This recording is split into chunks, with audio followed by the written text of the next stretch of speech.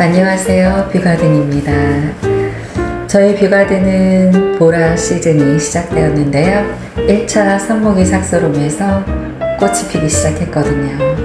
보라 나비대의 습격을 받은 저희 베란다 정원은 아주 보라보라합니다.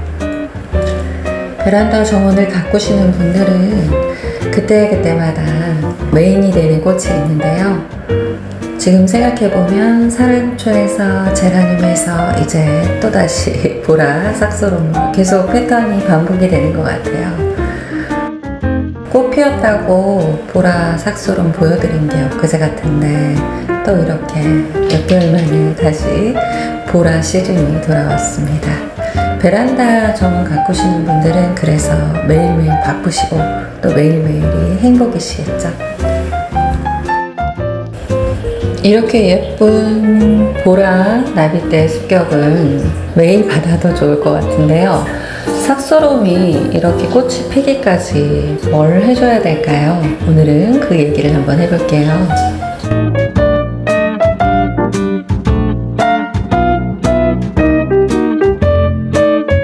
어떤 분들은 키우기가 너무 어렵다고 하시더라고요. 사실 저도 처음에 데려온 삭소롬은 실패를 했거든요. 물주기를 좋아하는 스타일이라서 과습으로 좀 보내는 식물들이 많거든요. 그 중에서 삭소롬도 예외는 아니었어요. 이렇게 10년 넘게 가드닝 하다 보니까 제가 느끼는 건 저는 한 번은 꼭 실패를 해봐야 그 다음에 성공을 한다는 거예요. 처음부터 정말 잘 하고 싶죠. 그런데 이 식물은 그 하나하나마다 특성이 있고 그 하나하나마다 관리를 해줘야 되는 어떤 포인트가 있는데 그 포인트를 미리 공부를 한다 하더라도 그게 딱 적용이 되기까지는 사실 좀 경험이 필요한 것 같아요. 물론 이제 처음부터 잘 키우시는 분들도 분명히 계시겠지만 저 같은 경우에는 꼭 한두 번의 실패를 해야 그 다음에 성공을 하더라고요. 이 삭소롬도 처음 데려왔을 때 그때 실패했지만 그게 다는 아니에요. 삽목하면서도 계속 그 이후로도 물론 삽목이 되게 잘 돼서 성공률이 높은 편이긴 하지만 그래도 똑같은 환경에 삽목을 해주고 물꽂이 해줬는데 어떤 아이는 또 잘 자라고 어떤 아이는 또 실패하고 이러거든요. 그 이유도 살펴보기 위해서 여러 가지 검색도 하고 다른 유튜버님들 올려놓은 거 보기도 하고 하면서 이제 노하우가 쌓이기 시작하는 거죠. 그 부분을 좀 나누고자 이제 또 유튜브도 시작을 한 거라서 오늘은 그 꽃 피기까지 제가 어떻게 했는지 뭐 이건 정답은 아니지만 저의 경험을 좀 말씀드려 볼게요. 먼저 이 가지치기를 할 때 처음부터 막 삽목을 염두에 두고 아이를 가지치기 하진 않아요. 너무 무거워지거나 몸이 쓰러지겠다, 감당이 좀 안 될 것 같다, 모체가. 그럴 때 이제 필요 없는 가지를 잘라주고 그 잘라준 가지에서 정말 버리기 아깝다 싶은 아이들이 있어요. 그럼 그 아이들을 삽목을 하게 되거든요. 그러면은 마디를 이렇게 보셨을 때 뭐 2마디인 아이도 있고 3마디인 아이도 있고 4마디인 아이도 있고 천차만별이잖아요. 그 중에서 제 경험으로 삽목이 잘 된 아이들은 딱 3마디 정도 있는 아이들인 것 같아요.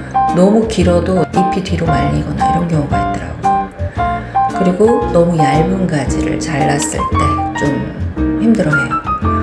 그래서 완전 뭐 목대가 되었거나 이런 건 아니더라도 그 초록초록한 부분에 가지가 좀 탄탄하게 혼자서 잘 서 있을 수 있을 정도의 탄탄함을 가진 아이들이 삽목이 잘 되는 것 같아요. 그리고 삽목에 성공한 아이들이 대체적으로 모체 화분에 그냥 꽂아놓은 아이들이 잘 자라더라고요. 그건 이제 제가 상상력을 발휘해보면 자기가 원래 자라던 땅이잖아요. 그 땅에서 영양분을 빨아먹었으니까 아무래도 좀 익숙하겠죠. 꽂을 자리가 있을 때는 거기다 꽂지만 대부분 아이들이 크기 때문에 이게 꽂아놓을 자리가 없어요.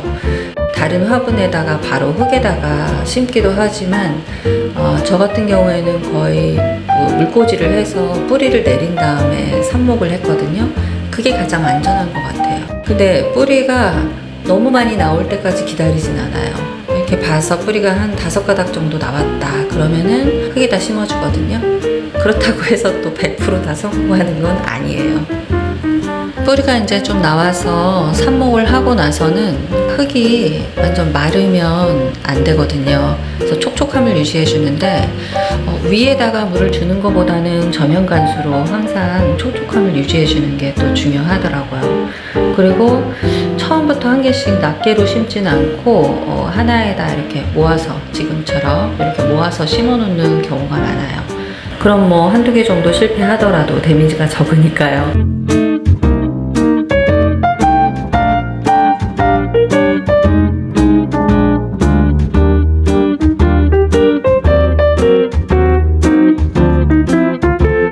삽목이가 성공했는지를 아는 거는 잎을 보면 알 수 있거든요. 맨 위에 있는 순이 짱짱하다 그러면 일단 성공이죠.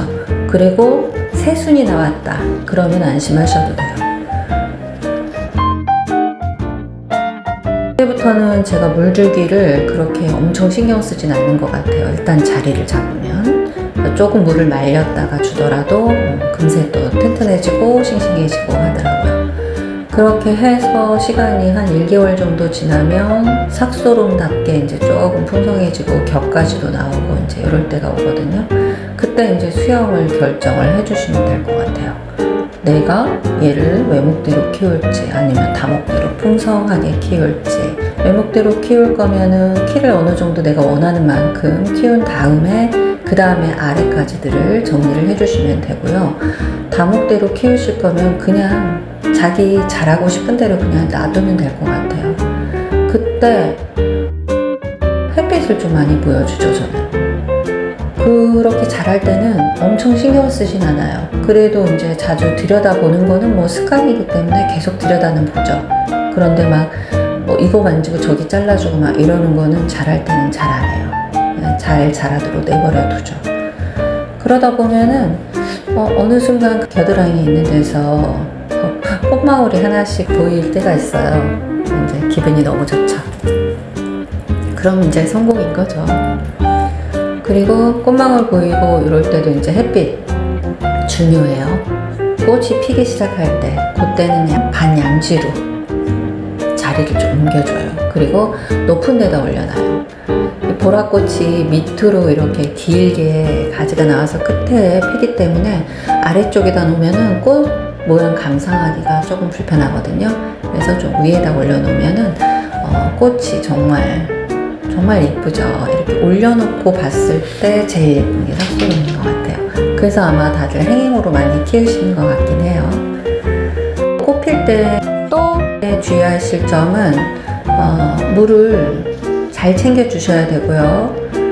물을 잘 챙겨 준다는 거는 뭐 매일매일 물을 줘라 이런 건 아니고 그 베란다 키우는 그 아이가 사는 환경에 따라서 너무 달라지기 때문에 흙을 이렇게 보셔서 위에가 흙이 말랐어요. 그렇다고 해서 그냥 덥석 물을 주시면 과습 올 확률이 많거든요.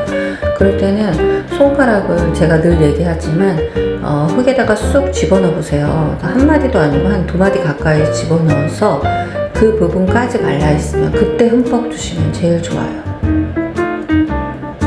그리고 이제 삭소름 같은 경우에는 물이 고프면은 잎이 약간 힘이 없어지고 원래 잎이 빳빳하잖아요. 잎이 약간 말랑해요. 그럴 때는 얼른 주셔야 됩니다.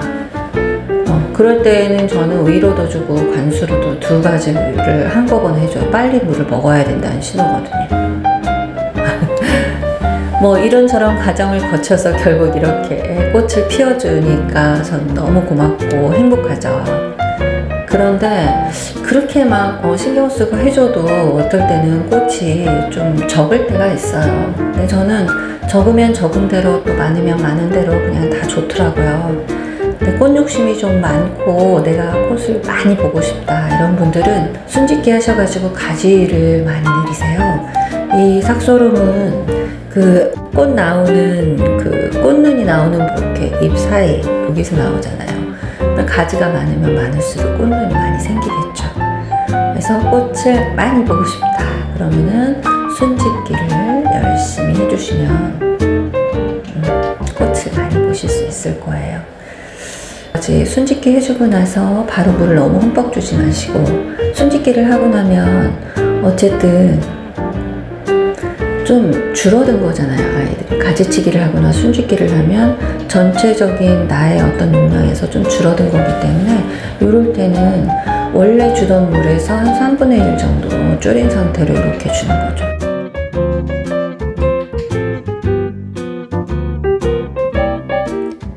이제 삭소롬 키운 지 3년차에 접어든 저의 삭소롬 삽목 성공기 들어주셔서 정말 감사드리고요.